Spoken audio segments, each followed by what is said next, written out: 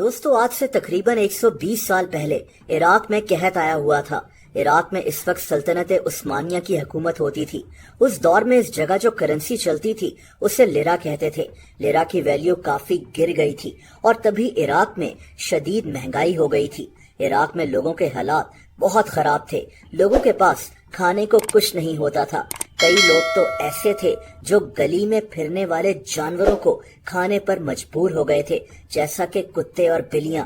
آپ امیجن کریں کہ اس جگہ اس وقت حالات کیسے ہوں گے۔ دوستو عراق کے شہر موصل میں اس وقت 2 میاں بیوی رہتے تھے۔ آدمی کا نام عبود تھا اور اس کی بیوی کا نام خجاوہ تھا۔ ان لوگوں کے متعلق اتنی انفارمیشن تو اویلیبل نہیں ہے، لیکن اتنا ضرور پتا ہے کہ عبود ایک کک تھا۔ یہ کسی ریسٹورانٹ میں کام کرتا تھا، لیکن قحط کی وجہ سے اس کی نوکری بھی جا چکی تھی۔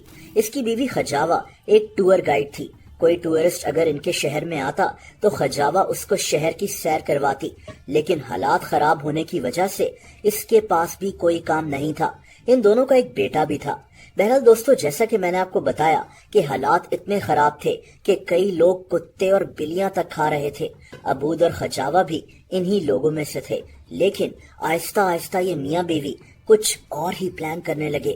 یہ ایک ایسی کہانی ہے جو عراق کی تاریخ میں کبھی بھلائی نہیں جا سکتی۔ دوستو ان دونوں میاں بیوی نے اب انسانوں کو کھانے کا پلان بنا لیا تھا۔ یہ آدم خور بننے جا رہے تھے۔ ہوا یوں کہ ایک دفعہ ان کے گھر ان کے پڑوس سے ایک عورت ملنے آئی۔ یہ عورت اپنے گھر پر اکیلی رہتی تھی۔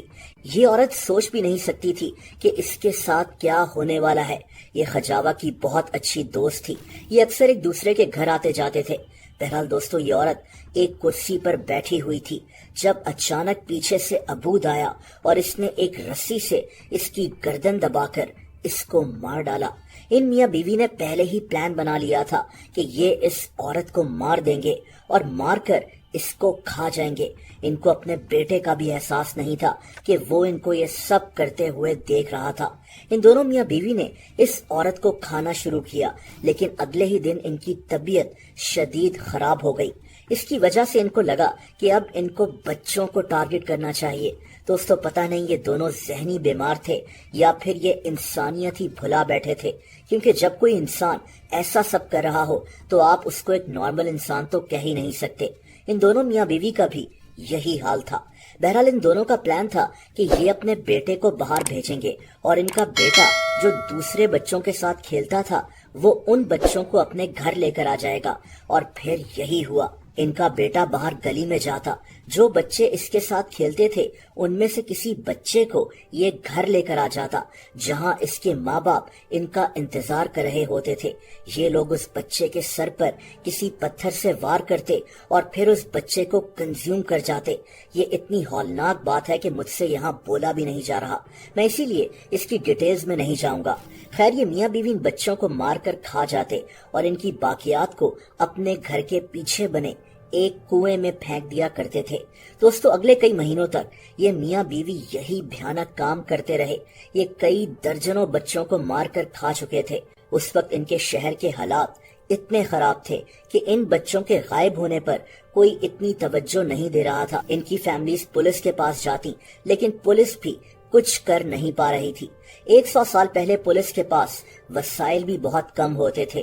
یہ دونوں میاں بیوی سب سے اتنے اچھے طریقے سے بات کرتے تھے کہ کسی کو ان پر کبھی شک بھی نہیں ہوتا تھا۔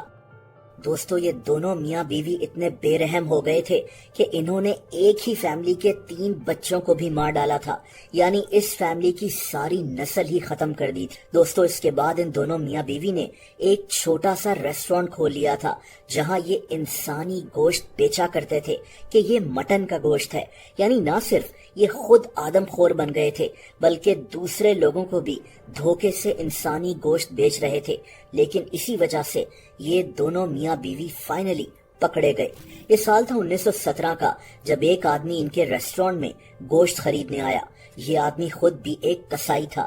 اس نے ان دونوں میاں بیوی کو دیکھا جو ایک ہڈی چبا رہے تھے۔ اس آدمی کو فوراً شک ہو گیا کہ یہ کسی بکرے کی ہڈی نہیں لگ رہی بلکہ کسی انسان کی ہڈی ہے۔ دوستو اس نے پولیس کو اطلاع کر دی اور پولیس نے ان میاں بیوی کے ریسٹورنٹ پر چھاپا مار دیا۔ بہت جلد یہ دونوں میاں بیوی اپنے سارے بھیانک جرم مان چکے تھے۔ یہ کہانی اتنی بھیانک تھی کہ عراق کے اخبار، میگزینز، ہر جگہ یہ کہانی چھپنا شروع ہو گئی تھی۔ عراق کے لوگ شدید خوف اور شوق میں چلے گئے تھے۔ دوستو ان دونوں میاں بیوی پر کیس چلا اور ابود اور خجاوہ کو سزائے موت سنا دی گئی۔ جس دن ان کو پھانسی دی جانی تھی اس دن صبح ان کو 2 گدھوں پر بٹھایا گیا۔ موصل شہر میں ایک جگہ ہوتی ہے بابل ٹاپ سکوائر، ان دونوں کو یہاں اسی طرح لایا گیا تھا۔ اس سکوائر میں لوگوں کی بھیڑ جمع تھی۔